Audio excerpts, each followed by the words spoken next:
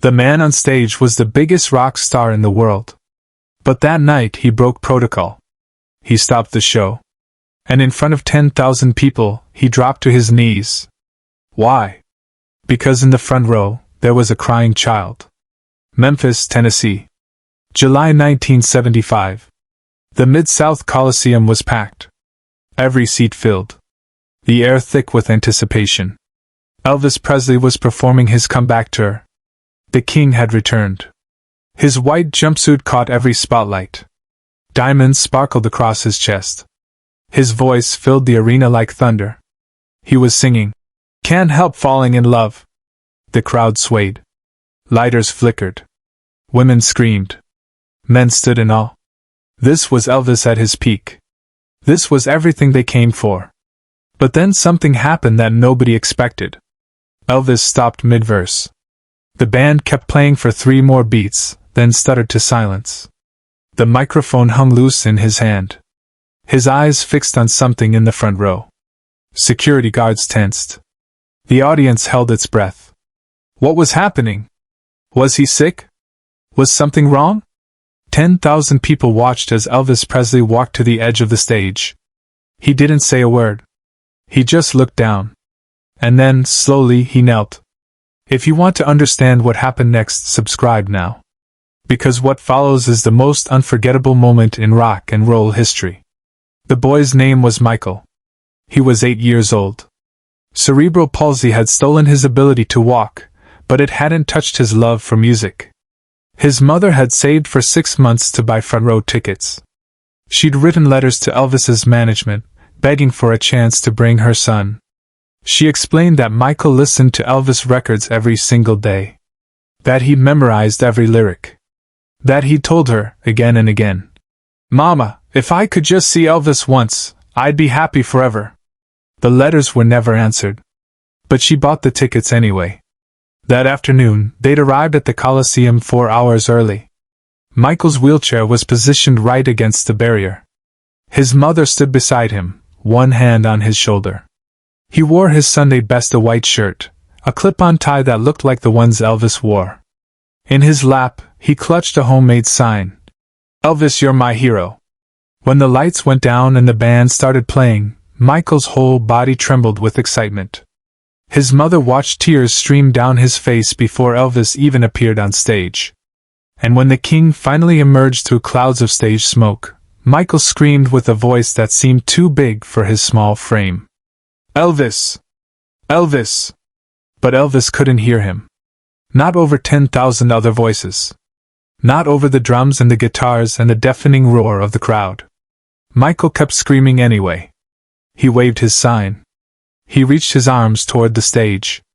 His mother knelt beside him, trying to help him be seen. But they were just 2 people in an ocean of faces. Elvis sang, "That's all right." He sang, "Don't be cruel." He sang, "Hound Dog," with that hip swivel that made women faint. The show was perfect. Professional. Exactly what everyone expected. But something was building in Michael. Something desperate. Because the concert was halfway over, and Elvis still hadn't looked his way. Then came "Can't Help Falling in Love." The arena lights dimmed. A single spotlight hit Elvis. He stood center stage, his voice dropping to that intimate tone that made every person feel like he was singing just to them. Michael was crying now. Not from sadness. From the overwhelming impossibility of his dream. Elvis was right there, 30 feet away, but he might as well have been on another planet. Michael's mother saw her son's face crumble. She saw him try to reach toward the stage one more time, his thin arms stretching as far as his twisted muscles would allow. She saw him mouth the words to the song, his voice lost in the crowd. And she made a decision that would change everything. She took Michael's sign. The one he'd made so carefully. She raised it high above her head. She waved it back and forth, blocking the view of the people behind her. They complained. They told her to sit down. But she didn't care. She kept waving that sign, tears running down her face, until Elvis saw it. Right in the middle of the second verse, his eyes locked onto those words. "Elvis, you're my hero." He saw the sign. He saw the woman holding it. And then he saw the boy in the wheelchair. Elvis Presley stopped singing mid-sentence. The arena fell into death silence. The band didn't know what to do. They kept playing for a few seconds, confused. Then they stopped too. The spotlight operator followed Elvis's gaze, adjusting the beam to illuminate the front row. 10,000 people turned to look. What was happening? What was the king doing? Elvis didn't say anything. He walked to the edge of the stage. Security guards moved toward him, unsure. Elvis waved them back. He stood there for a moment, looking down at Michael. The boy stared up at him, frozen.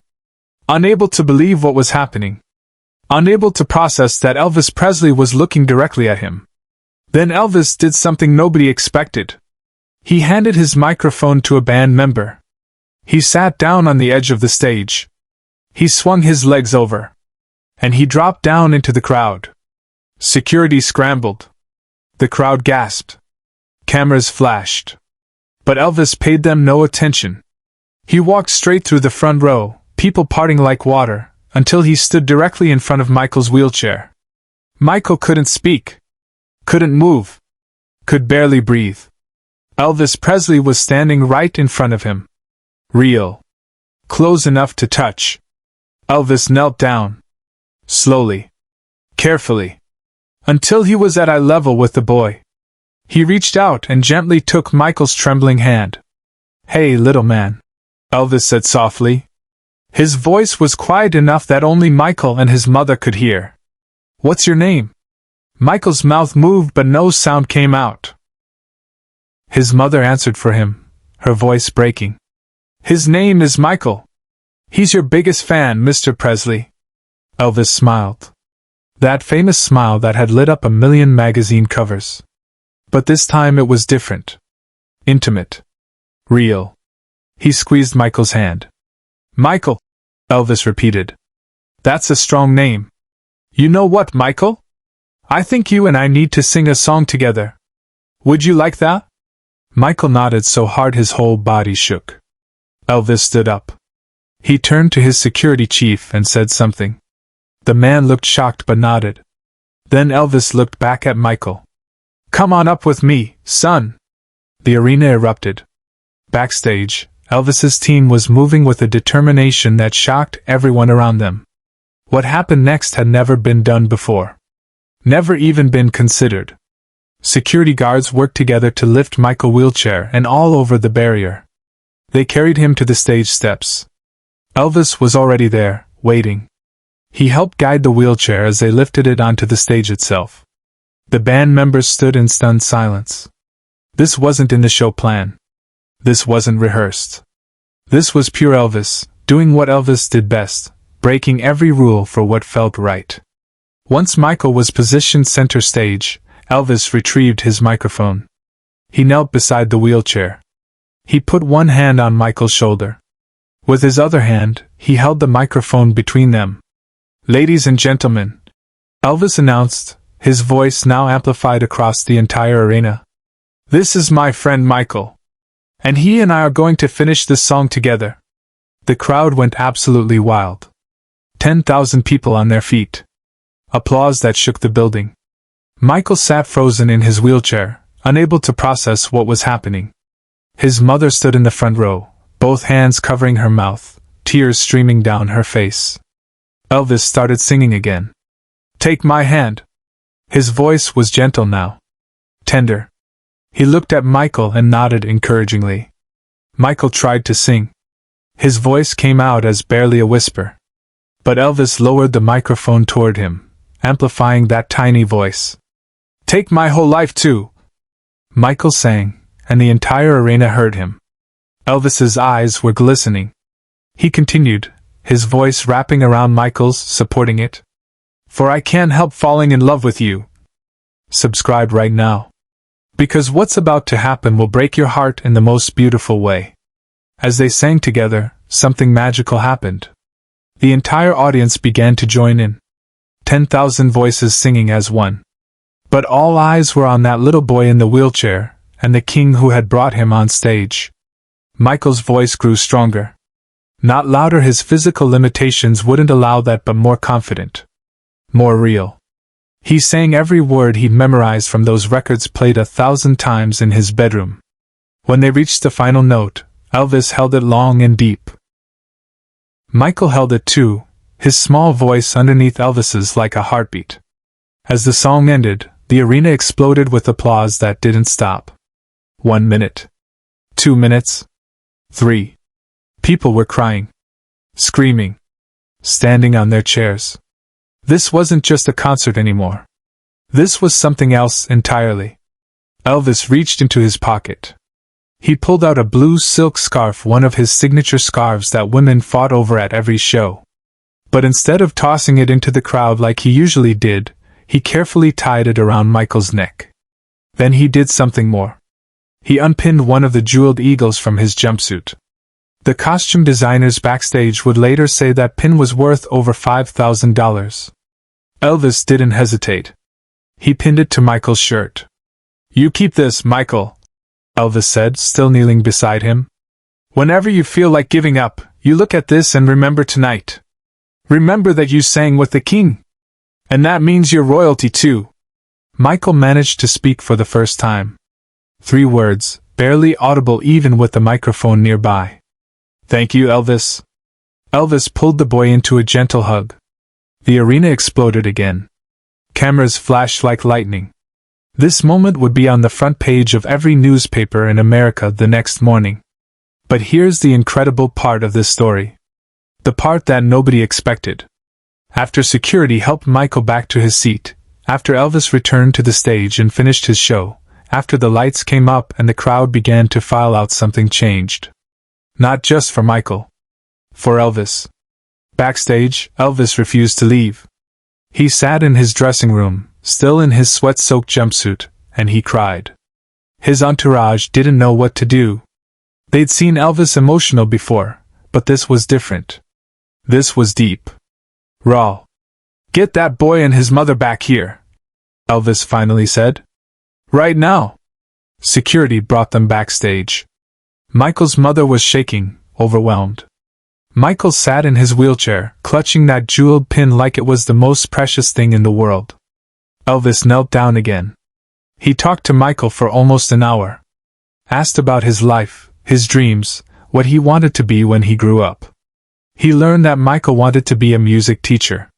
That despite his disability, despite the pain and the limitations, he wanted to share the gift of music with other kids who felt different. Who felt like they didn't belong. Before they left, Elvis made a promise. He told Michael's mother, "Every ticket to every show I do, there will be a front row seat reserved for families with special needs kids. Every single show. That's a promise." And he kept it. From that night forward, until Elvis's final performance 2 years later, there was always a section reserved. No charge. Just families who couldn't otherwise afford it. Families with children who needed wheelchairs, crutches, special accommodations. Elvis's management complained about the lost revenue. He told them to shut up or quit. But there's more. That jeweled pin Michael received? He kept it his whole life.